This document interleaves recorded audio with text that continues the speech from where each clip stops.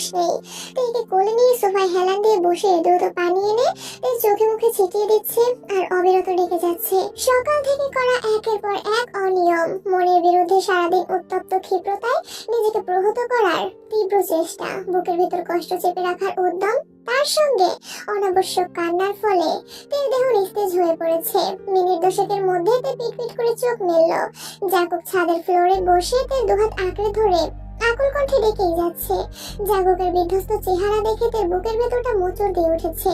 মনের অন্তরালে চলছে একের পর এক প্রশ্নের ছুটোছুটি, কিন্তু তার একটাও শ্বাসনালী পেরিয়ে মুখ পর্যন্ত আসতে পারছে না। জাঙ্কুক আকুল কণ্ঠে শুধালো, কি হয়েছে তোর? জাঙ্কুকের প্রশ্নে তের ধ্যান ভাঙে। চিবুক নামিয়ে আস্তে করে বলল, আমার মাথা কেমন করছে। জাঙ্কুক শ্বাস ছেড়ে নিজেকে ধাতস্থ করে উদ্বিগ্ন কণ্ঠে বলে উঠল, এত পাগলামি কেন করিস? তুই তো জানিস কাঁদলে তোর মাথা ব্যথা করে, শ্বাসকষ্ট হয়, তবে কেন এমন করিস? নিজের প্রতি যত্নশীল কবে হবি? জাঙ্কুকের আদর মাখা একের পর এক প্রশ্ন শুনে তের অভিমানী মন রাশি রাশি অভিমান ভর করেছে। মুখটা আগে থেকেও বেশি চুপসে গেছে। তে জাঙ্কুকের দিকে তাকিয়ে উদাস ভঙ্গিতে বলল, আমি পৃথিবীর শ্রেষ্ঠ অনতকুণ্ঠিত হব, নিজেকে প্রতিহত করে নিজেই আশাহত হব। জাঙ্কুক মলিন হেসে বলল, আমাকে জ্বালাতে তোর খুব ভালো লাগে তাই না? তে না চাইতেও ক্ষীণ হাসলো, তবে হাসিটা পূর্বের নয় প্রাণহীন। জাঙ্কুক ঠান্ডা কণ্ঠে হুমকি দিল, আমি যাওয়ার পর যদি কোনোভাবে শুনতে পারি যে তুই স্বইচ্ছায় নিজেকে নিজে আহত করেছিস, তাহলে এই জাঙ্কুককে আর পাবি না। চুপচাপ রুমে যা। আমি রুমে যাব না। জাঙ্কুক ফ্লোর থেকে উঠে ট্রাউজারের ধুলো ঝেড়ে ব্যস্ত ভঙ্গিতে জিজ্ঞেস করলো, রুম পর্যন্ত দিয়ে আসতে হবে? তে আকাশের বাণী তাকিয়ে উষ্ণ স্বরে বলল, চাঁদটা খুব সুন্দর তাই না? জাঙ্কুক আর চোখে চাঁদের বাণী তাকিয়ে মুখের গম্ভীর ভাব সরিয়ে মেকি স্বরে বলল, তোর থেকে বেশি না। এই মলিন হেসে স্বাভাবিক কণ্ঠে বলল, যে অনলের উত্তাপে সদাই ঝলসে যাচ্ছে, সেই অনলে ঘি নাই বা ঢাললেন আমি উন্মাদ হতে পারি, তবে বিবশ নয়। জাঙ্কুক তের পাশে সোফায় বসে নিজের হাঁটুতে দুহাতের ভর ফেলে মাথা নিচু করে ফ্লোরের দিকে তাকিয়ে তপ্তস্বরে বলে উঠল, এজন্যই আমি বাসায় কিছু বলতে চাইনি। ভেবেছিলাম ওইখানে পৌঁছে ফোন করে জানাবো, কিন্তু আব্বু জানিয়ে দিয়ে সবকিছু এলোমেলো করে দিয়েছে। কপাল গুটিয়ে সূক্ষ্ম নেত্রে জাঙ্কুকের দিকে তাকিয়ে আর্তনাদ করে উঠল, আপনি আমায় না জানিয়ে চলে যেতে পারতেন হয়তো। দুহাতে জাঙ্কুকের বাহু শক্ত করে ধরে জাঙ্কুকের শক্তপোক্ত বাইশেপে মাথা এলিয়ে মিনমিন করে বলে, আপনি বড্ড নিষ্ঠুর। তাহলে নিষ্ঠুর মানুষটার পাশে বসে আছিস কেন? রুমে চলে যা। নিষ্ঠুর মানবের নিষ্ঠুরতা আমায় বন্দি করে ফেলেছে, আমি এখন কি করব? নিষ্ঠুর মানবের জন্য প্রতীক্ষা করবি। জাঙ্কুক একটু থেমে আবারও বলল, শোন, আমি চাই না আমার অবর্তমানে তুই নিজের উন্মুক্ত মনটাকে বন্দি করে নিজেকে কষ্ট দেস। তোর জীবনে যেভাবেই চলছিল সেভাবেই চলবে।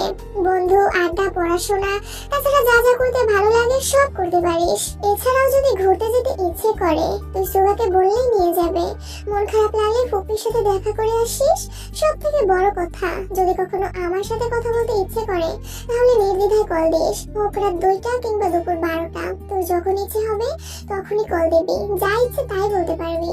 যদি মাঝরাতে টিকটিকি কিংবা ব্যাঙের স্বপ্নে ঘুম ভাঙে আর সেই স্বপ্নের কথা শেয়ার করতে ইচ্ছে হয়, তবে সঙ্গে সঙ্গে আমায় কল দিবি। সবসময় মনে রাখবি, কোথাও কেউ একজন তোর চিন্তায় নিরন্তর মগ্ন আছে।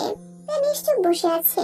জাঙ্কুক গলা খাকারি দিয়ে আস্তে করে বলল, সেই সাথে লাস্ট ওয়ার্নিং দিচ্ছি, আমি চলে যাওয়ার পর আমার নিষেধাজ্ঞা অমান্য করে যদি নিজেকে কষ্ট দিস, তবে আমি জাঙ্কুক তোকে চিনি না। Mind it. এই জাঙ্কুকের হাত ছেড়ে সোজা হয়ে বসেছে। প্রিয় মানুষের সঙ্গ পেতে মন সায় দিলেও আজ শরীরটা সায় দিচ্ছে না। সারাদিনের উদ্দামতা এর চোখে মুখে ফুটে উঠেছে, মাথা অনবরত ঘুরছে, চোখে ঝাপসা দেখছে। নিজের সাথে নিজে বিগ্রহ করেও ঠিক থাকতে পারছে না। একবার মাথা চেপে ধরছে, একবার আকাশের বাণী তাকাচ্ছে, আবার জাঙ্কুককে দেখছে। এর অস্থিরতা বুঝতে পেরে জাঙ্কুক শান্ত স্বরে শুধালো, শরীর কি বেশি খারাপ লাগছে? তে উপর নিচ মাথা নেড়ে বলল, হ্যাঁ, ঘুমালে হয়তো ঠিক হয়ে যাবে, চল তোকে রুমে দিয়ে আসি। আমি রুমে যাব না, এখানেই থাকবো। জাঙ্কুক নড়ে চড়ে পায়ের উপর পা তুলে বসে তাকে কাছে টেনে জাঙ্কুকের উড়োতে শুইয়ে দিয়েছে। আকস্মিক ঘটনায় এর সর্বাঙ্গ শিহরিত হচ্ছে। বুকের ভেতরে টালমাটাল অবস্থা সামলাতে বারংবার ব্যর্থ হয়ে যাচ্ছে। আচমকা জাঙ্কুকের সংস্পর্শে তেকে নাজেহাল করে তুলছে, তবে জাঙ্কুকের সেদিকে বিশেষ মনোযোগ নেই। জাঙ্কুক ব্যস্ত তের লম্বা চুল সামলাতে। তের বুকের বাঁ পাশে হৃৎপিণ্ডের কম্পন বাহির থেকে শোনা যাচ্ছে। লজ্জায় আড়ষ্ট হয়ে চোখই খুলতে পারছে না, সেই সঙ্গে শরীরের দুর্বলতার জন্য ওঠার চেষ্টাও করতে পারছে না। জাঙ্কুকের এক হাতের চুলে খুব যত্ন সহকারে তার মাথায় হাত বুলিয়ে দিচ্ছে। তে ভেতরে ভেতরে জাঙ্কুকের কোল থেকে ওঠার চেষ্টা করছে, আস্তে আস্তে সাইডে সরে যাচ্ছে। আচমকা জাঙ্কুক অন্য হাতে তার পেটের পাশে হাত রেখে তার শরীর সোফার মাঝ বরাবর এনে উষ্ণ স্বরে বলল, কথা না শুনলে সোজা রুমে ফেলে দিয়ে আসবো, তারপর কান্নাকাটি করবি না বলে দিলাম। জাঙ্কুকের উষ্ণ স্পর্শে তার নিঃশ্বাস আটকে গেছে, সেই সঙ্গে ভারী কণ্ঠের হুমকিতে তার সম্পূর্ণ শান্ত হয়ে গেছে, চোখ বন্ধ করে ঘন ঘন শ্বাস ছাড়ছে। জাঙ্কুক তার মাথায় হাত বুলিয়ে দিচ্ছে, সেই সাথে তেকে শীতল কণ্ঠে বোঝাচ্ছে। জাঙ্কুকের বিস্তর আলাপচারিতার পর তে ধীরে ধীরে চোখ মিলল। উজ্জ্বল আলোতে জাঙ্কুকের মায়াময় মুখখানায় তাকিয়ে মনে মনে আওড়ালো, এত কথা বলতে পারছেন, অথচ একবারের জন্য কি ভালোবাসি শব্দটা বলা যায় না? সারা জীবনের জন্য আমাকে আপনার ভালোবাসার চাদরে মুড়িয়ে নেওয়া যায় না? জাঙ্কুক শান্ত স্বরে জিজ্ঞেস করলো, কি ভাবছেন? তে চোখ সরিয়ে মুচকি এসে বলল, কিছু না। তে অসীম আকাশে জলজল করা চাঁদের পানে চেয়ে আছে, আর জাঙ্কুকের নিঃশব্দ দৃষ্টিতে তাকিয়ে আছে তে মায়াবী অদলে। জাঙ্কুকের বুকের বাপাশে যে চাঁদের অবস্থান, সেই চাঁদ আজ জাঙ্কুকের কোলে শুয়ে আছে। জাঙ্কুক না চাইতেও আজ তার একান্ত চাঁদের রূপ আর মায়ায় নিজেকে জাহির করতে বাধ্য হয়েছে। বেসামাল দশার কত সময় পেরিয়েছে সেদিকে কারোর হুঁশ নেই। জাঙ্কুকের আত্মতায় এক সময়তে জাঙ্কুকের কোলে শুয়েই গভীর ঘুমে আচ্ছন্ন হয়ে গেছে। জাঙ্কুক তখনও মায়াবী দৃষ্টিতে তার ঘুমন্ত মুখখানা দেখছে। প্রায় শেষ রাতের দিকে জাঙ্কুক থেকে তার রুমে নিয়ে গেছে। জাঙ্কুকের মাথায় হাত বুলিয়ে আলতোভাবে তার কপালে একটা চুমু খেয়ে ভেজা কণ্ঠে বলল, খুব মিস করবো তোকে। জাঙ্কুক উঠে যেতে নিলে তে ঘুমের ঘরেই জাঙ্কুকের টি শার্ট খামচে ধরেছে। জাঙ্কুক উঠতে চেয়েও থমকে গেছে। এই হাত ছাড়িয়ে চলে যাওয়া জাঙ্কুকের পক্ষে সম্ভব নয়, তাই চুপচাপ তার পাশে বসে পড়েছে। সকাল হয়ে গেছে। তে আধ ঘুমের থেকেই আশেপাশে তাকিয়ে নিজেকে রুমে আবিষ্কার করলো। তৎক্ষণাৎ ঘড়ির কাঁটা টিকটিক করে উঠলো। তে চোখ ঘুরিয়ে ঘড়ির দিকে তাকাতেই দেখলো ঘন্টার কাঁটা ঠিক 11টায়। তে এক লাফে শোয়া থেকে উঠে এক পাশ না ভেবে বিছানা থেকে নেমে ছুটতে শুরু করলো। মাথা ঘুরছে, চোখ অন্ধকার হয়ে আসছে, তবুও তো থামছে না। রুম থেকে বেরিয়ে ব্যালকনি পেরিয়ে জাঙ্কুকের রুমের সামনে এসে থমকে দাঁড়ালো। রুমের দরজা আটকানো, দরজার বাইরে জলজল করছে একটা সিলভার রঙের তারা। তে দীর্ঘ নিঃশ্বাস ছেড়ে বুকে হাত রেখে এক পা করে পেছাতে শুরু করলো। দু চোখ ছলছল করছে, সদ্য ঘুম ভাঙায় ঠিক মতো তাকাতে পারছে না। আচমকা আবারও ছুটতে শুরু করেছে। পাবে না জেনেও সুগা, জেনি সহ নিচের প্রতিটা রুমে জাঙ্কুকে খুঁজছে। এমনকি বাড়ির মেইন গেট পর্যন্ত ছুটে গেছে। বাসায় তেমন কোনো মানুষই নেই। জেনি লিমিনহো স্কুলে, সুগা নিজের কাজে ব্যস্ত, সোবিনরা অফিসে, ইয়নজুন আর জিন ডাক্তারের কাছে গেছেন, রোয়া নিজের রুমে ঘুমাচ্ছেন। তে মেইন গেট থেকে এক দৌড়ে ছাদে গিয়ে সোফার কাছে গিয়ে থামলো। গত রাতে যে সোফা জাঙ্কুকের কোলে মাথা রেখে শুয়েছিল, সেই সোফার সামনে ফ্লোরে বসে হাউমাউ করে কান্না শুরু করেছে। সূর্যের প্রখর আলো মাথার উপর চলে এসেছে। গতকালের রেশটাই ঠিক মতো কাটেনি, তার মধ্যে আজও তাই করছে। থেকে থামানোর জন্য জাঙ্কুক, সুগা, জেনি কেউই আজ উপস্থিত নেই। তে চিৎকার করে কাঁদছে, কাঁদতে কাঁদতে বারবার দম আটকে যাচ্ছে, তবুও থামছে না। রোদের তাপে সারা শরীর ঘেমে একাকার অবস্থা, তার উপর চুল ছাড়িয়ে বসে আছে। ঘন্টা দুয়েক পর তে আবারও দৌড়ে রুমে গেছে। রুমে ঢুকতে চোখ পড়ে টেবিলের উপর একটা চিরকুটে ছোট্ট করে লেখা, ভোরের স্বপ্নের মতোই সত্যি হয়ে ফিরবো কোনো এক অবসন্ন অপরাহ্নে, অপেক্ষায় থেকো মাই ডিয়ার স্পারো। ওয়ার্ড্রোব থেকে জাঙ্কুকের সেই সাদা শার্টটা বের করে চিরকুট হাতে ধপ করে ফ্লোরে বসে দু হাতে শার্ট জড়িয়ে ধরে আবারও কাঁদতে শুরু করেছে। গত রাতে জাঙ্কুকের এত করে বোঝানো সব কথা ভুলে গগন কাঁপানো কান্নায় ব্যস্ত হয়ে পড়েছে। 2টার দিকে সুগা বাসায় আসছে। তাকে একে জিজ্ঞেস করে সরাসরি রান্নাঘর থেকে খাবার নিয়ে তে রুমের সামনে হাজির হয়। দরজায় ডাকতেই তে জাঙ্কুকের শার্টটা বালিশের নিচে লুকিয়ে চোখ মুখে পানি দিয়ে মুখ মুছতে মুছতে ব্রাশ হাতে নিয়ে দরজা খুলে দিল। সুগা ভ্রু কুঁচকে গম্ভীর কণ্ঠে জিজ্ঞেস করলো, মাত্র উঠেছিস? হ্যাঁ। ঠিক আছে, ফ্রেশ হয়ে আয়। তে হাত মুখ ধুয়ে আসতেই সুগা ভাতের প্লেট এগিয়ে দিয়ে বলল, খেয়ে নে, খিদে নেই, পরে খাবো। সুগা চোখ গোল গোল করে তাকাতে তে চিবুক নামিয়ে ফেলেছে। সুগা শক্ত গলায় আবারও বলল, তোর মুখে না শুনতে সব কাজ ফেলে বাসায় আসিনি আমি, দেখি হা কর। খাওয়ানো শেষে যাওয়ার সময় তে উদ্বিগ্ন কণ্ঠে শোধালো, জাঙ্কুক ভাই কখন গেছেন? সকালে। তে স্তব্ধ হয়ে বসে আছে। সুগা চলে গেছে। তে কিছুক্ষণ বসে থেকে দরজা বন্ধ করে বালিশের নিচ থেকে জাঙ্কুকের শার্ট বের করে আবারও কান্না শুরু করেছে। জেনি স্কুল থেকে ফিরেই থেকে দেখতে আসছে। তে তখনও ফুপিয়ে ফুপিয়ে কাঁদছে। যাচ্ছে। প্রচন্ড মাথা ব্যথায় তার চেহারা ঘুটঘুটে অন্ধকার হয়ে গেছে। চোখ মেলে ঠিকমতো তাকাতেও পারছে না। জেনিকে জড়িয়ে ধরে আবারও কাঁদতে শুরু করেছে। সেই 11টা থেকে চলছে তার নিরবধি কান্না, কখনো বেশি কখনো বা কম। ঘড়ির কাঁটা থমকে আছে সূর্যাস্তের পূর্ব মুহূর্তে। কিছু অনুভূতিহীন শব্দ এখনো বুকের ভেতর চাপা পড়ে আছে, যা কান্না রূপে প্রতিনিয়ত বুক খুঁড়ে বেরিয়ে আসছে। ব্যালকনির দেয়ালে পিঠ ঠেকিয়ে নিজের দৃষ্টিতে তাকিয়ে আছে দূর আকাশের পানে। দু চোখ রক্তাভ হয়ে আছে। শরীরের ভেতরে ধীরে ধীরে বাসা বাঁধছে এক অজ্ঞাত অতুষ্টি।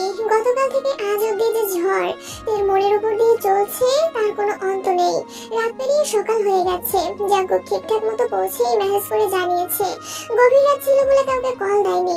সকালের দিকে একের পর এক কল দিচ্ছে, কিন্তু বাসার কেউ কল রিসিভ করছে না। এমনকি সুগাও কল রিসিভ করছে না। কিছুক্ষণের মধ্যেই জাঙ্কুকের শরীর ঘামতে শুরু করেছে। বুকের ভেতর অজানা ভয় কাজ করছে। আপাস না ভেবেই কল দিল কিম নামজনের নাম্বারে। কিম নামজন কল রিসিভ করে শান্ত গলায় জিজ্ঞেস করলেন, কখন পৌঁছালে? সবকিছু ঠিক আছে? তুমি সুস্থ আছো? রাতে আসছি, জি আলহামদুলিল্লাহ, কিন্তু বাসায় কেউ আমার কল রিসিভ করছে না কেন? কিম নামজন গম্ভীর কণ্ঠে জবাব দিলেন, বাসায় কেউ না থাকলে কল রিসিভ করবে কিভাবে? কোথায় গেছে সবাই? হাসপাতালে। কেন? কার কি হয়েছে? গতকাল রাত থেকে তেমামনির জ্বর, মাথা ব্যথা, এক পর্যায়ে প্রচন্ড শ্বাসকষ্ট শুরু হয়েছে। তাই বাধ্য হয়ে রাত 2টার দিকে হাসপাতালে নিয়ে গেছে। বাসার সবাই এখনো হাসপাতালেই। অভিসংখ্যায় জাঙ্কুকের আখি যুগল রক্তাভ হয়ে উঠেছে। উদ্বিগ্ন আদল বদলে মুহূর্তেই রুদ্রমূর্তি ধারণ করেছে। বুকের ভিতর অবস্থিত হৃৎপিণ্ডটা ভয়ঙ্কর রকম কাঁপছে। কপাল গুটিয়ে রুমের ছাদের দিকে তাকিয়ে সবটুকু শক্তি দিয়ে দীর্ঘ নিঃশ্বাস ছাড়লো। জাঙ্কুকের রক্তপট ভিজে আসছে। কিম নামজন কোমল কণ্ঠে বললেন, আমি আসার সময় দেখে আসছি ঘুমাচ্ছে, তুমি বরং সুগাকে কল দাও। জাঙ্কুক আস্তে করে গলা খাকারি দিয়ে গম্ভীর কণ্ঠে বলল, ঠিক আছে রাখছি। জাঙ্কুক কল কেটে সঙ্গে সঙ্গে সুগার নাম্বারে কল দিল। আগেও বেশ কয়েকবার দিয়েছে, কিন্তু সুগা কল রিসিভ করেনি। ভেতরের ক্রোধে জাঙ্কুকের তামাটে চেহারা স্পষ্ট ভেসে উঠেছে। 3বারের মাথায় সুগা কল রিসিভ করলো। সুগা কিছু বলার আগেই জাঙ্কুক রাগান্বিত কণ্ঠে চেঁচিয়ে উঠল, তোরা দুই ভাই বোন কি শুরু করেছিস বলতো? জাঙ্কুকের রাগান্বিত কণ্ঠ শুনেই সুগার অন্তরাত্মা শুকিয়ে যাচ্ছে। ঢোক গেলে ভীত গলায় বলল, সরি ভাইয়া, একটু ব্যস্ত ছিলাম। জাঙ্কুক পূর্বের নয় আবারও বলে উঠল, কিসের ব্যস্ততা দেখাচ্ছিস? তোর বোন হাসপাতালে ভর্তি, এটা আমাকে জানানোর মতো সময় নেই তোর? এত ব্যস্ততা তোর? তোমাকে কে বলেছে? জাঙ্কুক ক্রোধে ফুঁসে উঠল, বিরক্তি নিয়ে বলল, বাহ, তার মানে তুমি আমাকে জানাতে চাইছিলি না? সুগা আমতা আমতা করে বলতে শুরু করলো, বিষয়টা এমন না, তুমি এতটা জার্নি করে গেলে ওই অবস্থায় রাতে তোমাকে জানালে তুমি শুধু শুধু দুশ্চিন্তা করতে, সেজন্য বলিনি। ও আচ্ছা, তোর বোন অসুস্থ, এমনকি হাসপাতালে ভর্তি, এটা আমার জন্য খামাখা দুশ্চিন্তার বিষয়? খুব ভালো বলছিস ভাইয়া, প্লিজ তুমি মাথাটা ঠান্ডা করো। বোনের শ্বাসকষ্ট এখন অনেকটাই কমেছে। মানসিক প্রেশার আর অতিরিক্ত কান্নাকাটি করা এমনটা হয়েছে। ডাক্তার বলেছেন সিরিয়াস কিছু না, তবে কি? ডাক্তার আশঙ্কা করছেন এভাবে চলতে থাকলে বড় কোনো রোগের সম্ভাবনা আছে। জাঙ্কুক দীর্ঘ নিঃশ্বাস ছেড়ে রাজবাড়ি কণ্ঠে বলে উঠল, তোরা দুই ভাই বোন মিলে আমায় খুন করে ফেললে আজ এই দিনটা দেখতে হতো না। তোর বোনকে এতটা সময় নিয়ে বুঝিয়েছি, বারবার ওয়ার্নিং দিয়েছি, অথচ তোর বোন আমার কথার কি প্রতিদান দিল? আসার আগে তোকে 100 বার বলেছি ওকে একা ছাড়িস না, তারপর তুই একা ছেড়ে দিলি। আব্বু চাচুর মতো তোরাও প্রমাণ করে দিলি আমি মানুষটা অপচিত, আর আমার অভিপ্সাগুলো বড্ড ঠুনকো। তোদের আচরণে নিজেকে আজ পৃথিবীর শ্রেষ্ঠ অপকৃষ্ট মানব মনে হচ্ছে। যেখানে সামান্যতম মূল্য আমার নেই, সেখানে কথা বলা আমার শোভা পায় না। ভালো থাকিস আর তোর বোনকে যত্নে রাখিস। আল্লাহ হাফেজ। এক আকাশসম অভিমান নিয়ে জাঙ্কুক কথাগুলো বলেছে। সুগা কিছু বলার আগেই জাঙ্কুক কল কেটে দিয়েছে। কল ব্যাক করতে করতে জাঙ্কুক ফোন বন্ধ করে ফেলেছে। এদিকে তের শরীরের অবস্থা এখনো অনেকটাই খারাপ। জাঙ্কুক যাতে দুশ্চিন্তা না করে তার জন্য সুগা ইচ্ছাকৃত কোনো কিছু বলতে চায়নি, অথচ তাই হলো। জাঙ্কুক, তে আর সুগা দুজনকেই ভুল বুঝে কল কেটে দিয়েছে। তের এই সমস্যা ছোট থেকেই ছিল। বাসায় কোনো বিষয় খুব বেশি বকা খাওয়া কিংবা পরীক্ষায় রেজাল্ট খারাপ হওয়া, ছোটবেলা জাঙ্কুকের হাতে থাপ্পড় খাওয়ার পর সপ্তাহখানেক জ্বরে ভোগা, এগুলো হরহামেশাই হয়ে থাকে। কিন্তু ইদানিং তার সাথে যোগ হচ্ছে শ্বাসকষ্ট নামক এক গুরুতর সমস্যা। জাঙ্কুক কাছ থেকে আয়ুকে না দেখলেও জেহুকের মুখে বরাবরই আয়ুর অসুস্থতার কথা শুনে সেই আতঙ্কে থেকে সবসময় দূরে দূরে রাখতে চেয়েছে, কিন্তু তার অপরিমেয় আত্মতা আর অনুরাগে ধীরে ধীরে নিজেকে জাহির করতে বাধ্য হয়েছে, যার ফলশ্রুতিতে আজ এই দিনটার মুখোমুখি হতে হয়েছে। সুগা রুমে এসে তার পাশে একটা চেয়ারে বসে অনুসর দৃষ্টিতে তার ঘুমন্ত আদলে চেয়ে আছে। ইয়নজন তার মাথায় অনবরত জলপট্টি দিচ্ছেন, মুখে অক্সিজেন মাস্ক লাগানো, জিন হাতে পায়ে মালিশ করছেন। সৌবিন কাছেই একটা চেয়ারে চুপচাপ বসে আছেন। সুগা তের দিকে তাকিয়ে থেকেই মনে মনে বলল, চোখের সামনে মনে হয় স্বপ্নময় জীবনটাকে প্রতিনিয়ত ধ্বংস হতে দেখছি, হাসির আড়ালে কষ্ট লুকাতে দেখছি। এই অবস্থায় আমি তাকে ঠিক কি বলে সান্ত্বনা দিতাম? মুখের উপর ধমক দিতে গেলে আগে নিজের কলিজায় আঘাত লাগে। আমি তো সর্বোচ্চ চেষ্টা করেছি, কিন্তু তবুও ঠিক রাখতে পারিনি। আমি সত্যিই দুঃখিত ভাইয়া। সুগা চেয়ারে বসে জাঙ্কুককে একের পর এক মেসেজ দিচ্ছে, বিস্তারিত সব ঘটনা বলেছে, কিন্তু জাঙ্কুকের কোনো রেসপন্স নেই। সোবিন সুগাকে উদ্দেশ্য করে হঠাৎই তত্ত্বসারে জিজ্ঞেস করলেন, জাঙ্কুকের সাথে কথা হয়েছে? ওকে ঠিকমতো পৌঁছেছে? হ্যাঁ। এর অসুস্থতার কথা জানিয়ে দিয়েছো? আমি জানাইনি, তবে হয়তো বড় আব্বু জানিয়েছে। ভাইজান, কি দরকার ছিল ছেলেটাকে জানানোর? শুধু শুধু দুশ্চিন্তা করবে। আব্বুর চিন্তা ভাবনার সাথে সুগার চিন্তা ভাবনা মিলে গেছে দেখে সুগা মাথা নিচু রেখে নিঃশব্দে হাসলো। এক সায়ান্নে তে ব্যালকনিতে দাঁড়িয়ে বিষণ্ণ চিত্তে দূরের একটা ল্যাম্পপোস্টের ক্ষুদ্র পরিসরের আলোর পানে অপলক দৃষ্টিতে চেয়ে আছে। এক সেকেন্ডের জন্য পলক ফেলতেও বেমালুম ভুলে গেছে। 5 দিনের প্রখর অসুস্থতা অবসান করে আজ তার শরীরের অবস্থা কিছুটা ভালো হয়েছে, তবে মনের অবস্থা এখনো দুর্বিষহ। এই 5 দিনে জ্বরের ঘরে দুনিয়াবি কোনো হদিশ ছিল না তের। আজ সন্ধ্যের আগে আগে বিছানা থেকে উঠে ব্যালকনিতে এসে দাঁড়িয়েছে। গত 5 দিনে না দেখেছি সূর্য উদয় আর না সূর্যাস্ত। জাঙ্কুক বাড়ি নিয়ে 6 দিন হলো। এর মধ্যে জাঙ্কুকের কণ্ঠস্বর পর্যন্ত শুনেনি। দীর্ঘ সময়ের ঘোর কাটিয়ে ক্লান্ত শরীর নিয়ে গুটি গুটি পায়ে রুমে গেল। টেবিলের উপর ফোনটা বন্ধ অবস্থায় পড়ে আছে। তে ফোনটা চার্জে দিয়ে আবারও শুয়েছে। কিছুক্ষণ পরেই ইয়নজন রুমে আসছেন। ওনার খানিক বাদেই সোবিনও মেয়ের পছন্দ মতো বেশ কিছু খাবার নিয়ে আসছেন। তে মোটামুটি সুস্থ হয়েছে শুনে একে একে সবাই রুমে হাজির হয়েছে। সবার দৃষ্টি এক তেতে স্থির হয়ে আছে। ইদানিং সুগাও বেশিরভাগ সময় বাসায় থাকার চেষ্টা করে। সোবিন আহ্লাদী কণ্ঠে মেয়েকে একের পর এক খাবার সাজছেন। কিম নামজন টুকিটাকি কথা বলছেন ওনাদের সঙ্গে। জিনও এটা সেটা বলছেন। ইয়নজন তের মাথার পাশে বসে চুপচাপ তের মাথায় হাত বুলিয়ে দিচ্ছেন। সুগা দরজার পাশে দেয়ালে পিঠ ঠেকিয়ে দাঁড়িয়ে আছে। গত কয়েকদিনে জাঙ্কুকের মাথা ঠান্ডা করতে সুগা সহ জেহব আর বাকি বন্ধুরাও সবাই যতটা সম্ভব চেষ্টা করেছে, কিন্তু জাঙ্কুকের রাগ কমার বদলে উল্টো বেড়েই চলেছে। তাদের একের পর এক আহ্লাদী কথা শুনে তে মুগ্ধ নয়নে তাকিয়ে আছে। পুরো রাজ্যের কথার ভিড়ে কারো মুখে একবারের জন্য জাঙ্কুকের নামটা উঠছে না। এই সবাইকে এক নজর দেখে মলিন হেসে মনে মনে আওড়ালো, ওরা এমন কেমন বোঝে না, ওরা আসল কারণ খোঁজে না। তের দু চোখ ছলছল করছে, চোখের কার্নিশ ঘেঁষে এক ফোঁটা অশ্রু কানের লতি পেরিয়ে গেছে। নিরঞ্জন উদ্বিগ্ন হয়ে শুধালেন, কাঁদছিস কেন? তে দুই আঙুলে চোখের পাশের পানির দাগগুলো মুছে একগাল হেসে বলল, কই কাঁদছি না তো, সবাই সবার মতো চলে গেছে। ইয়নজন তের পাশে বসে আছেন। সুগা একটু পরপর এসে দেখে যাচ্ছে। চার্জ থেকে ফোন খুলে তে ফোন ওপেন করলো। ইয়নজন তখনও তার পাশেই বসা। তে একে একে কল লিস্টে সোশ্যাল মিডিয়া সব চেক করলো, কিন্তু কোথাও জাঙ্কুকের কোনো মেসেজ নেই। এমনকি জাঙ্কুক কোথাও সক্রিয়ও নেই।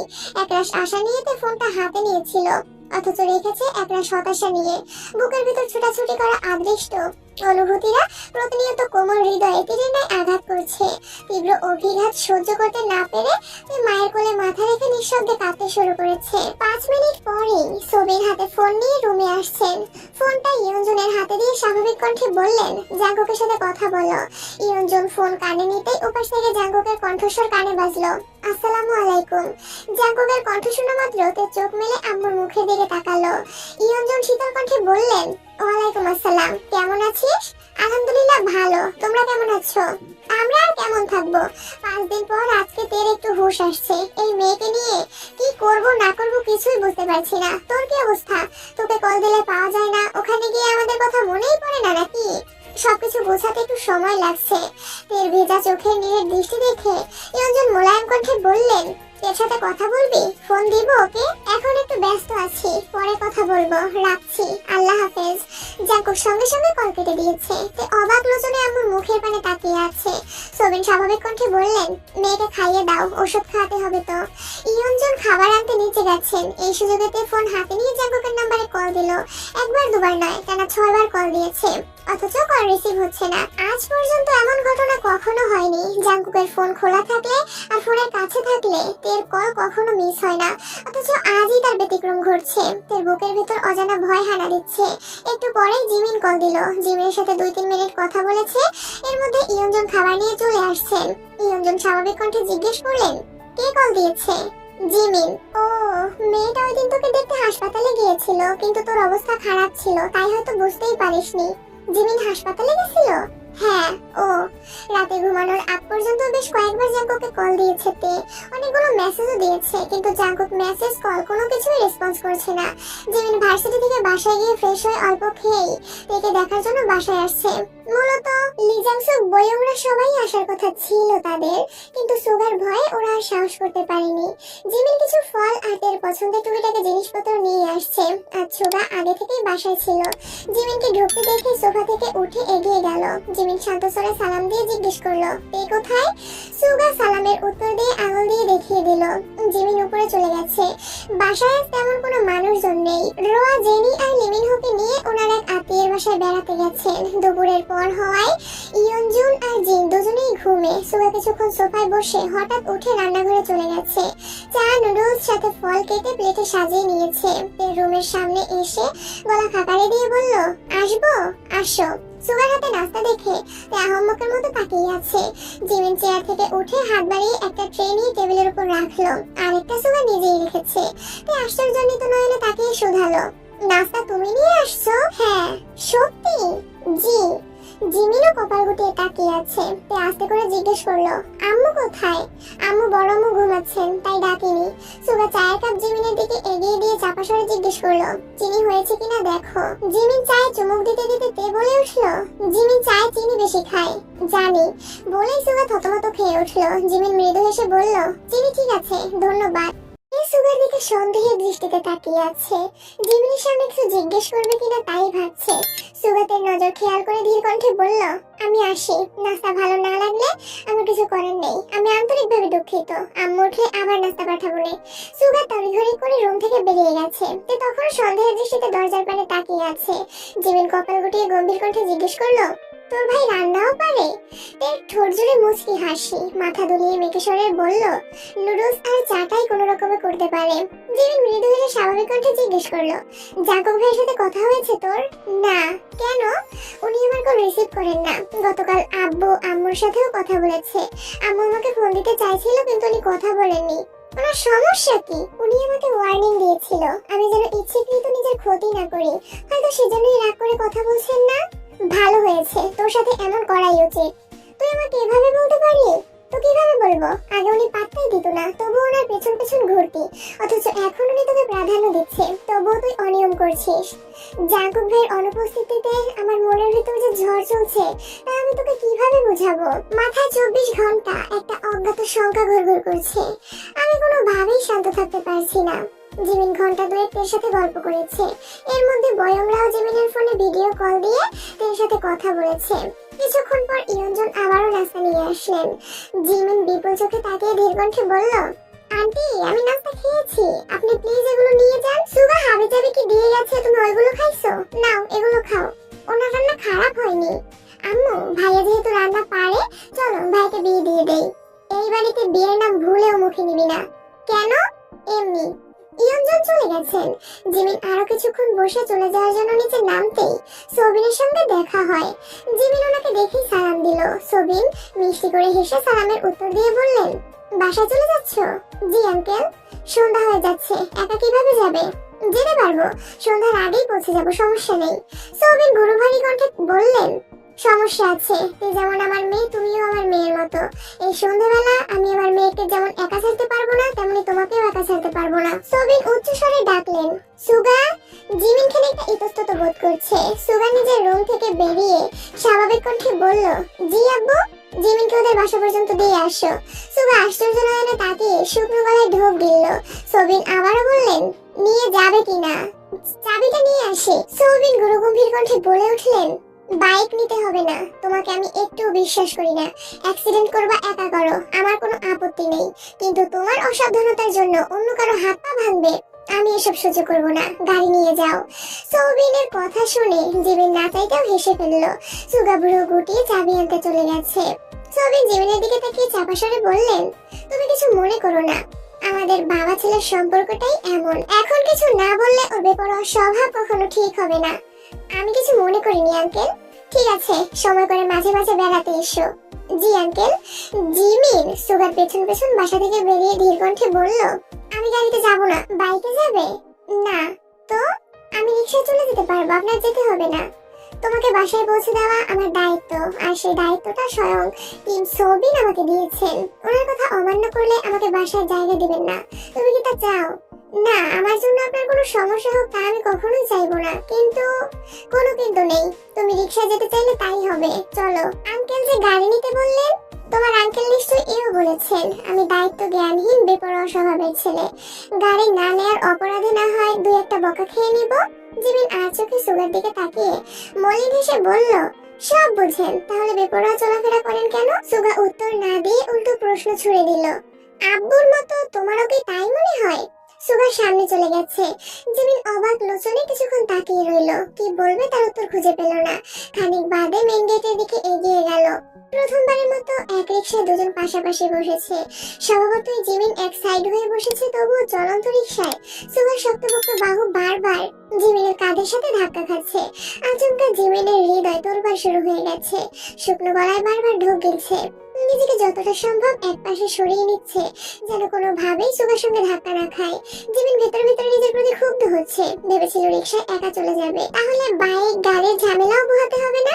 গাড়িতে চলাচল করতে জিমিনের একদমই ভালো লাগে না। তার উপর মাঝে মধ্যে গলির রাস্তায় গাড়ি থেকে নামলে আশেপাশের মানুষজন কেমন করে চেয়ে থাকে, নিজেদের মধ্যে ফিসফিস করে, এগুলো জিমিনের সহ্য হয় না। তাই সবসময় সাদামাটা চলতেই পছন্দ করে। জিমিনের অস্বাভাবিক কর্মকাণ্ড দেখে সুগা আচমকাই নিজের হাত জিমিনের পেছন দিকে ঘুরিয়ে জিমিনের কাঁধ বরাবর রিকশাতে রেখেছে। একবার সুগার হাতের স্পর্শ অনুভব হওয়া মাত্র জিমিন সঙ্গে সঙ্গে সুগার হাতের দিকে তাকিয়ে কাঁপা কাঁপা কণ্ঠে বলল, হাতটা সরান প্লিজ। যেভাবে সাইডে যাচ্ছ, কখন জানি রিকশা থেকে পড়ে যাও। আমার আব্বাজান বাইক আনতে নিষেধ করেছেন যাতে তুমি ব্যথা না পাও, সেখানে রিকশা থেকে পড়ে যদি ব্যথা পাও, আব্বুকে আমাকে আস্ত রাখবেন? তুমিই বলো। আমি পড়বো না, প্লিজ হাতটা সরান, আমার অস্বস্তি লাগছে। আমার পাশে বসে কেউ এমন আচরণ করলে আমারও অস্বস্তি লাগে। এর মতো সুগাও খুব জেদি, এটা জিমিনের অজানা নয়। সুগা হাত সরাবে না এটা বুঝতে পেরে জিমিন দু হাতে নিজের ব্যাগটাকে শক্ত করে ধরে গুটিসুটি মেরে বসে বুকের বাপাসে অবস্থিত হৃৎপিণ্ডের ধুকপুকানি অনুভব করেছে। ইদানিং জিমিনের মাথায় হুটহাট সুগার চিন্তা চলে আসে। বিশেষ করে সুগার জীবন কাহিনী শোনার পর থেকে জিমিন মাঝে মাঝে সেই ভাবনায় মগ্ন থাকে। না চাইতেও সুগার প্রতি অন্যরকম অনুভূতি কাজ করে। সুগার সামনে আসে নিজের অজান্তে সেই অবিদিত অনুভূতির বহিঃপ্রকাশ ঘটতে থাকে। জিমিন বারবার ঘুরে দেখছে আর রাস্তা কতদূর বোঝার চেষ্টা করছে। সুগা কপাল গুটিয়ে জিমিনের দিকে তাকিয়ে আছে। সুগা আচমকা মৃদুস্বরে ডাকলো, জিমিন। জিমিন তৎক্ষণাৎ চোখ বড় করে সুগার দিকে তাকালো। বাতাসে চুল এলোমেলো উড়ছে, ভ্রুযুগল কুঁচকানো, নাক স্বাভাবিকের তুলনায় কিছুটা ফোলা। জিভ দিয়ে ঠোঁট ভিজিয়ে সুগা প্রশ্ন করলো, তোমার জীবনের একমাত্র অস্বস্তিকর ব্যক্তিটা কি আমি? জিমিন তখনও নিরেট দৃষ্টিতে সুগার দিকে তাকিয়ে আছে। সুগা জিমিনের পাশ থেকে হাত সরিয়ে এনে চোখ নামিয়ে আবারও বলল, যদি তাই হয় তবে আজকের পর তোমার অস্বস্তির কারণ আমি হব না। সুগা পকেট থেকে ফোন বের করে কারোর সাথে কথা বলায় ব্যস্ত হয়ে গেছে। জিমিন অবাক চোখে সুগাকে দেখছে। সুগার মনোযোগ ফোনে, অন্যদিকে তাকিয়ে গুরুগম্ভীর কণ্ঠে কথা বলেই চলেছে। জিমিনের নজর আটকে গেছে সুগার গাল ভর্তি কিছুটা লম্বা দাড়িতে। সেই সঙ্গে বাতাসের সাথে সাথে চুলের নড়াচড়াও খেয়াল করছে। জিমিনের শরীর জুড়ে অদ্ভুত শিহরণ বয়ে চলেছে। বাকি রাস্তা সুগা একবারের জন্য জিমিনের দিকে তাকায়নি, অথচ জিমিন পুরো রাস্তা সুগার ঘুরেই বন্দী ছিল। গলির মোড় পর্যন্ত আসতেই মাগরিবের আজান পড়েছে। সুগা চাপা স্বরে বলল, মামা রিকশা থামান। সুগা রিকশা থেকে নেমে ওয়ালেট থেকে টাকা বের করে রিকশা ভাড়া দিয়ে এক পলক জিমিনের দিকে তাকিয়ে ঠান্ডা কণ্ঠে বলল, সাবধানে যেও। সুগা মাথা নিচু করে হাঁটতে শুরু করলো। জিমিন থম মেরে রিকশায় বসে আছে। সুগার আকস্মিক পরিবর্তন জিমিনের মনে বিশেষ প্রভাব ফেলেছে। এদিকে দিনে কম করে হলেও জাঙ্কুকে 100 মেসেজ পাঠায়।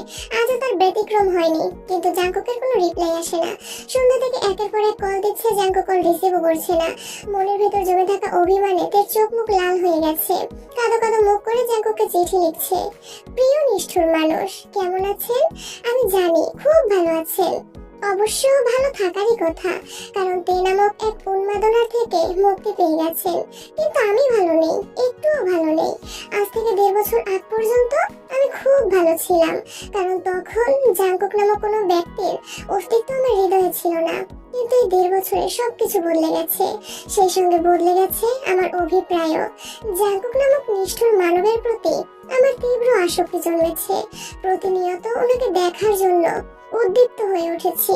ওনার আকস্মিক দূরত্ব মেনে নেওয়া আমার পক্ষে সম্ভব ছিল না। তারপর আমার অবিদ্যমানতায় ওনার চলে যাওয়াটা কোনোভাবেই সহ্য করতে পারিনি। তাই ওনার আদেশ মেনে নিজেকে নিয়ন্ত্রণ করতে ব্যর্থ হয়েছি। ওনাকে জানিয়ে দিয়েন আমি এখন আলহামদুলিল্লাহ সুস্থ আছি। খাওয়া দাওয়া, ঔষধ সবকিছু ঠিক মতো খাচ্ছি। যদি সম্ভব হয় তবে আমার যেন ক্ষমা করে দেন। উনি আমার মেসেজে রিপ্লাই করছেন না, তাই বাধ্য হয়ে চিঠি লিখছি। আমার একটা কবুতর থাকলে তার পায়ে বেঁধে চিঠিটা পাঠাতাম, কিন্তু আফসোস আমার এমন কোনো মাধ্যম নেই, তাই বাধ্য হয়ে চিঠিটা ইনবক্সে পাঠাতে হচ্ছে। ওনার গুরুত্বপূর্ণ সময় নষ্ট করার জন্য আন্তরিকভাবে দুঃখিত। আজ আর কোনো মেসেজ দেব না, ওনাকে সাবধানে থাকতে বলবেন। এটি ওনার অবাধ্য ডোনা। তে জাংকুক ল্যাপটপে কাজ করছিল। এর আইডি থেকে মেসেজটা আসা মাত্রই ফোন হাতে নিয়ে মেসেজটা পড়েছে। দু চোখ বন্ধ করে দীর্ঘ নিঃশ্বাস ছেড়ে সুগাকে কল দিল। সুগা কল রিসিভ করে একদমই sorry sorry sorry sorry sorry বলেই যাচ্ছে। জাংকুক ঠান্ডা করে ধমক দিল, হয়েছে থাম, এখন সরি বললে আর কি হবে? বলোর সাথে কথা হয়েছে? না। রাগটা সাইডে সরিয়ে বলোর সাথে একটু কথা বলো, ওর মনের অবস্থা খুব খারাপ। জাংকুক কণ্ঠ খাদে নামিয়ে বলল, এত সহজে তোর বোনকে ছেড়ে দিচ্ছি না। ওর জন্য কি পরিমাণ কষ্ট প্রতিনিয়ত আমি অনুভব করি, কমপক্ষে তার এক অংশ উপলব্ধি করো, তারপর না হয় ভেবে দেখবো। আমার বোনের চোখে তোমার জন্য আর এক ফোঁটা অশ্রু দেখতে চাই না আমি। আফসোস আজ একটা বোন নেই বলে আমার পক্ষ ধরে কেউ কথা বলতে পারে না। বড়াব্বুকে কি বলবো? আপাতত দাদা দাদু হওয়ার জন্য মানসিক প্রস্তুতি নিতে বলিস, এখন আর বোন লাগবে না। আমার মেয়ে বড় হয়ে আমার পক্ষ থেকে বলবে। আহা গো, শখ কত। শোন, তোর বোন সুস্থ হলে ভার্সিটিতে যেতে বলিস। সারাদিন বাসায় থেকে উল্টাপাল্টা চিন্তা করার কোনো প্রয়োজন নেই। তুমি কি বোনের সাথে কথা বলবাই না? জাংকুক মুচকি হেসে বলল, তোর বোনের সাথে কথা না বলে থাকতেই পারবো না আমি, শুধু কয়েকটা দিন দেখবো, এই আর কি। রাখছি এখন, সাবধানে থাকিস। তুমিও সাবধানে থেকো, আল্লাহ হাফেজ। প্রতিদিনের ন্যায় আজ বিকেলে ঘুম থেকে উঠে ছাদে আসছে।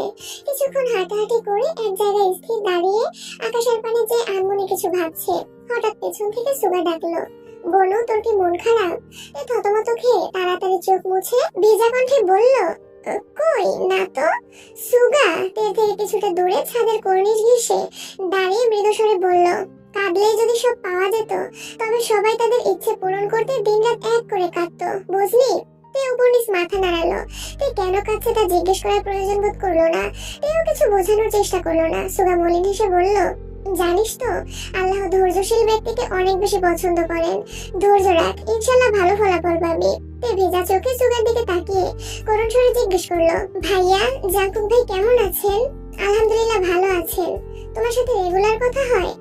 না, ভাইয়া একটু ব্যস্ত আছে। ও, সুগা স্বাভাবিক কণ্ঠে শুধালো, তুই ঠিক আছিস? আলহামদুলিল্লাহ। ভার্সিটিতে যাচ্ছিস না কেন? ভালো লাগে না, ক্লাসে গেলেই মন ভালো হয়ে যাবে। সকালে রেডি থাকিস, তোকে নিয়ে বের হব। তে ঘাড় কাট করে সম্মতি জানালো। সুগা পকেট থেকে একটা চকলেট বের করে তার সামনে রেখে ধরে ধীর কণ্ঠে বলল, সন্ধ্যের আগে রুমে চলে যাস। সুগা চলে গেছে। একটু পরেই তেকে খুঁজতে জেনি ছাদে আসছে। তিনি যে চকলেট থেকে অর্ধেকটা ভেঙে জেনিকে দিয়েছে। জেনি উদ্বিগ্ন কণ্ঠে শুধালো, জাংকুক ভাই কি তোমার সাথে এখনো কথা বলেন না? না। কিন্তু কেন? জানি না। এখন কি করবা? এখানে ভেবে হঠাৎ নিঃশব্দে হেসে বলল, কাল পরশু শাড়ি পরবো, আমার ছবি তুলে দিস। আচ্ছা। দিন কাটছে সম্ভব গতিতে। প্রতিদিন সন্ধ্যার পর পর জিন অথবা ইয়নজুনের ফোনে জাংকুক কল দেয়। একে একে সবার সাথে ভিডিও কলে কথা বলে, কিন্তু তের কণ্ঠস্বর শোনা মাত্রই ব্যস্ততার ভান করে কল কেটে দেয়। এখন তেও তেমন আগ্রহ দেখায় না। আজ সন্ধ্যার পর পর জেনি, লিমিনহো আর তে সোফায় বসে গল্প করছে আর সুপ খাচ্ছে। এমন সময় জিনের ফোনে জাংকুকের নাম্বার থেকে ভিডিও কল আসছে। তে উচ্চস্বরে চেঁচিয়ে উঠলো, বড়াম্মু তোমার বাবু কান্না করছে। কে কান্না করছে? তোমার ছেলে কল দিচ্ছে, তুই রিসিভ করতে পারিস না? তোমার বাবুর কি আর আমার সাথে কথা বলার মতো সময় আছে নাকি? কত ব্যস্ত মানুষ, তুমিই কথা বলো। দ্বিতীয়বার কল বাজছে। তে ফোন নিয়ে রান্নাঘরের দিকে এগিয়ে গেল। জিন রান্নাঘর থেকে বেরিয়ে এসে কল রিসিভ করে মেকি স্বরে প্রশ্ন করলেন, কি হয়েছে বাবু, কান্না করছিস কেন? জাংকুক কি বলতে চেয়েও থেমে গেছে। ঢোক গিলে উষ্ণ স্বরে শুধালো, কান্না করলাম কোথায়? আর হঠাৎ বাবু এবার ডাকছো কেন? আমি নিজে থেকে ডাকিনি। তে বলতেছে আমার বাবু নাকি কান্না করছে, তাই জিজ্ঞেস করলাম। তোমাদের আদরের মেয়েকে বাড়াবাড়ি কম করতে বলো। এ ঠোঁট উল্টিয়ে কাদো কাদো মুখ করে তাকিয়ে আছে। জিন তেকে এক নজর দেখে সহসা রান্নাঘরের দিকে তাকালেন। তের হাতে ফোন দিতে দিতে আতঙ্কিত কণ্ঠে বলে উঠলেন, নে তের সাথে কথা বল, তরকারি পড়ে যাচ্ছে মনে হয়, আসছি আমি। তাৎক্ষণিক ঘটনায় তে থতমত খেয়ে কোনো রকমের ফোন মুখের সামনে ধরেছে। জাঙ্কুকের সঙ্গে চোখাচোখি হতেই জাঙ্কুক চোখ নামিয়ে নিয়েছে। টেবিলের উপর ফোন রেখে পাশে ল্যাপটপে কাজ করছে। তে অপলক দৃষ্টিতে জাঙ্কুককে দেখছে। সহসা ঠোঁটের কোণে ক্ষীণ হাসি ফুটেছে। কতদিন পর প্রিয় মানুষটাকে দেখছে। আজ মুখের উপর কলও কাটছে না। তে ঠোঁটের কোণে হাসি রেখে আহ্লাদী কণ্ঠে ডাকলো, বাবু। জাঙ্কুক এবার ফোন কাছে নিয়ে বিড়বিড় করে বলল, এই যে বাবু বাবু ডাকছেন, বাবুর মতো আচরণ করলে সামলাতে পারবেন? জাঙ্কুকের মুখে এমন কথা শুনে তার আঁখি যুগল স্বাভাবিকের তুলনায় অনেক বেশি প্রশস্ত হয়ে গেছে। নিষ্পলক চোখে জাঙ্কুকের মুখের পানে তাকিয়ে আছে। ফোন আগের জায়গায় রেখে জাঙ্কুক আবারও কাজে মনোযোগ দিয়েছে। তবে মুখে গাম্ভীর্যতার বদলে ক্ষীণ হাসি ফুটেছে। জিন এগিয়ে এসে বিরক্ত ভরা কণ্ঠে বলে উঠলেন, বাসায় থাকাকালীন সারাক্ষণই বকবক করতিস, আর এখন মুখ দিয়ে কথা বের হয় না? আগের রূপে ফিরে গেছিস? দেখি দে ফোন। বড় আম্মুকে ফোন দিয়ে আহম্মকের মতো কিছুক্ষণ তাকিয়ে রইল। খানিক বাদে মাথা নিচু করে রুমের দিকে হাঁটতে শুরু করেছে। জিন সোফার কাছে আসতেই জেনিয়ার লিমিনহো জাঙ্কুকের সাথে কথা বলতে শুরু করেছে। এর মধ্যে ইয়নজন রুম থেকে বেরিয়ে এসেছেন। তিনি নিজের রুমে গিয়ে জাঙ্কুকের একটা ছবি বের করে কিছুক্ষণ পরখ করে চোখ জোড়া বন্ধ করে দীর্ঘ নিঃশ্বাস ছেড়ে বলল, আই মিস ইউ।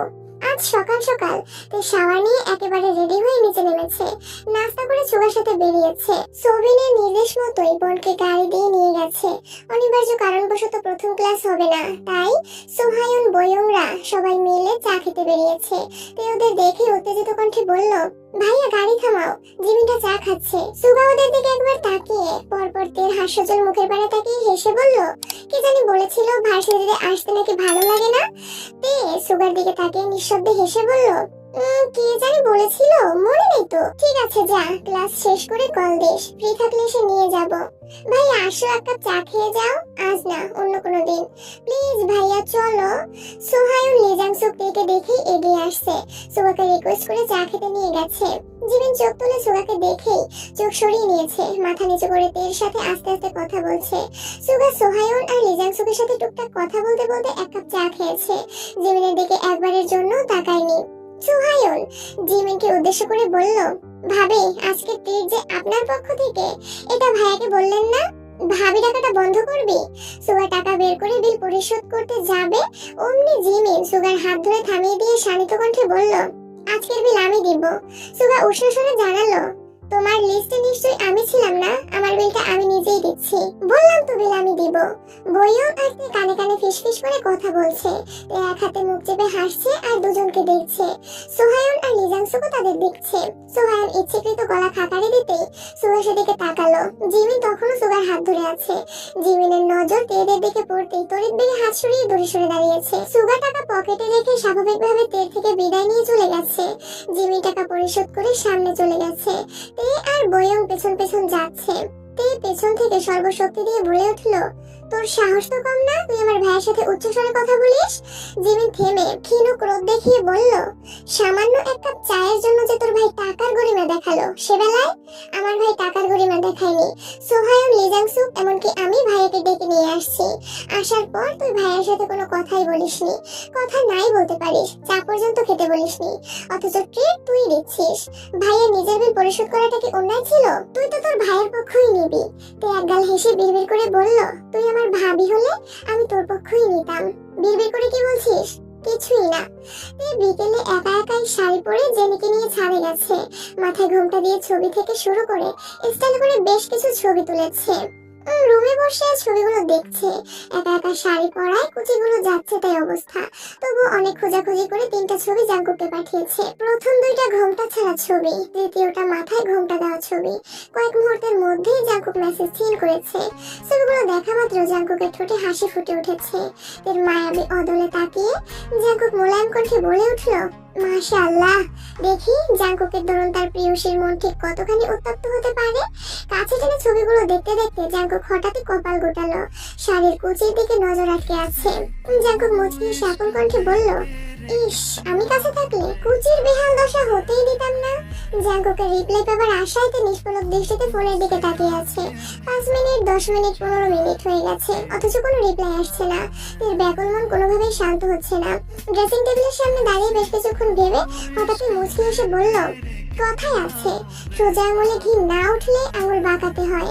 এতদিন আপনার বহু তাল বাহানা সহ্য করেছি, এবার আমার ভিন্ন রূপ দেখাবো।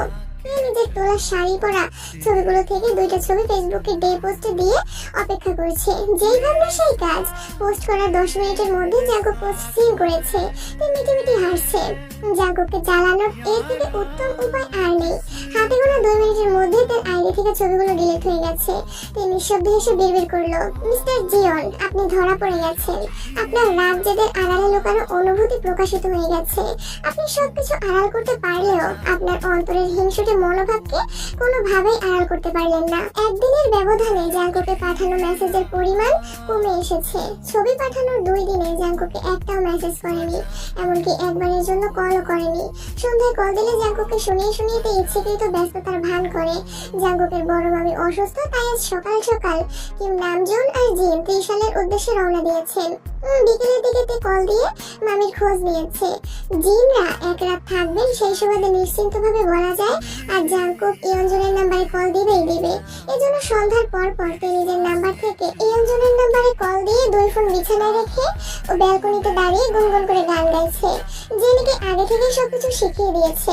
মামুনির নাম্বার ওয়েটিং পেয়ে জাঙ্কুক বাধ্য হয়ে কাকিয়ার নাম্বারে কল দিয়েছে। যথারীতি কল রিসিভ করলো জেনি। তার শেখানো কথাগুলো বলতে শুরু করেছে। জাঙ্কুক সেসব কথায় পাত্তা না দিয়ে গম্ভীর কণ্ঠে জিজ্ঞেস করলো, মামুনি কি বেশি ব্যস্ত? মামুনি সম্পূর্ণ ফ্রি, আমার সঙ্গে গল্প করছেন। কেন ভাইয়া, মামুনির ফোন ওয়েটিং কেন? ও আচ্ছা, মামুনির ফোন দিয়ে আপু কার সঙ্গে যেন কথা বলছে। 30 মিনিট যাবত ওয়েটিং। এত সময় ধরে কার সাথে কথা বলছে? আমি জানি না, আমাকে বিরক্ত করতে নিষেধ করেছে। জাঙ্কুক কপাল কুঁচকালো। মুহূর্তে চেহারা অন্ধকার হয়ে গেছে। ঢোক গিলে নিজেকে সংযত করে ধীর কণ্ঠে বলল, ফোনটা মামুনি না হয় কাকিয়াকে দে।